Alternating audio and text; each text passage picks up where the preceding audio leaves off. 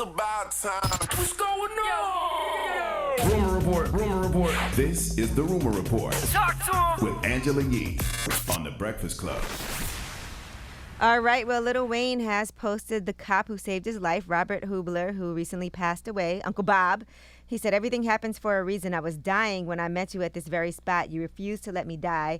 Everything that doesn't happen for a reason. That reason being you and Faith. R.I.P. Uncle Bob. Aunt Kathy, been waiting for you. I love and miss you both and live for us all. So if you guys recall, Lil Wayne has always told this story about how this police officer saved his life when he was 12 years old. Age of 12 years old, I shot myself. Police knocked on the door. I was right there. They knocked the door down.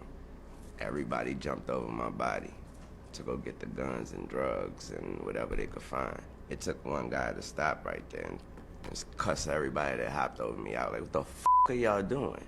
They said, oh, no, we was gonna see if it, what the f*** are y'all doing? We called the ambulance. He didn't drop me off at the ambulance and say, you take him. He brought me to the hospital room and made two and stood there and waited till the doctor said he's gonna make it. The motherfucker that hopped over me was blacker than me. My life was saved by a white man. I don't know what race is. I know a good motherfucker named Uncle Bob, though. All right, so again, he posted a rest in peace to the police officer who saved his life when he was 12. And Fivio Foreign was on $1 Million Worth of Game, and he talked about being signed to Mace's Rich Fish label, and he said he was given a $5,000 advance for his deal.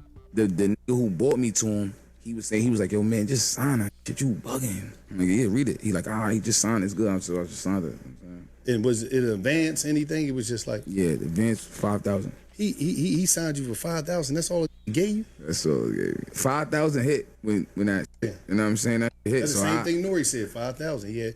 Nori signed for, 5,000. Yep. Yeah, he signed for $5,000, that shit hit, and I thought that was gonna last till whenever that was gonna last till that thing last 2 weeks. 2 weeks. Word. And listen, but how long was the contract? You still had your rights? I'm still in the contract right now. You know what I'm saying? You know, Mace know the business. You know what I'm saying? He really know the business a lot. Like, you know what I'm saying? So I didn't know nothing. Now, he said he's not crying over spilled milk. He said he made the decision. He's in a better situation now. He gets what he gets, but he said, I control my own money. I would love to hear Mace's comments on that because, you know, the first thing you think when you hear that is like, well, damn, Mace has been complaining about being in a bad contract with Diddy for years. So why would he turn around and do that to somebody else? So I would love to hear Mace's side of the story. But I also just thought about it too. Like, you know, sometimes we play these clips and it could be a longer conversation. Maybe he signed him at first for $5,000 to see how he would do and to see how popping he would get. And as he got popping, they reconstructed the contract. So he said he's still in the deal. Yeah, but he could have reconstructed it and made it a better deal, better situation for both of them. I think he would have said that in the conversation. We only played the clip. That's what I'm saying. I heard the interview. You heard the interview? Okay. He just said he's still in the deal. Yeah. Oh, really? And so other specifics That's of the foul. deal is it's a production deal. So Mace doesn't own his publishing, by the way. So Okay. I've seen that in other interviews.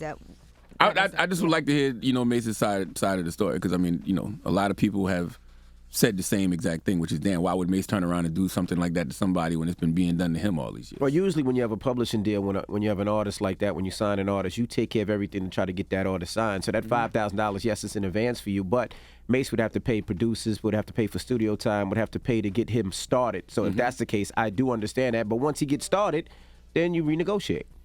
Right, and Mace was actually trying to buy back his publishing. So he said Diddy rejected a $2 million offer for him to buy back his publishing. Maybe that's the difference. It's worth more than $2 million, that's why. Yeah, and maybe that's the difference. The difference is he don't own Fivio's publishing. I don't know. That's why I want to hear his side of the story. All right, well, that is your rumor report. Charlamagne, what you giving that donkey to? Man, before after the hour, we was just talking about, you know, people that's on drugs. So let's go to Florida for a second because clearly, here's the thing about people in Florida. I don't know if they're on drugs or not, but they are very creative with the things that they do. Let's go talk to a young man named Corey Johnson. He needs to come to the front of the congregation. We like to have a word with him, but he does have a message for the government. We'll discuss. They're just creative. Sometimes you have to embrace creativity. We will discuss. All right, we'll do it when we come back. It's The Breakfast Club. Good morning.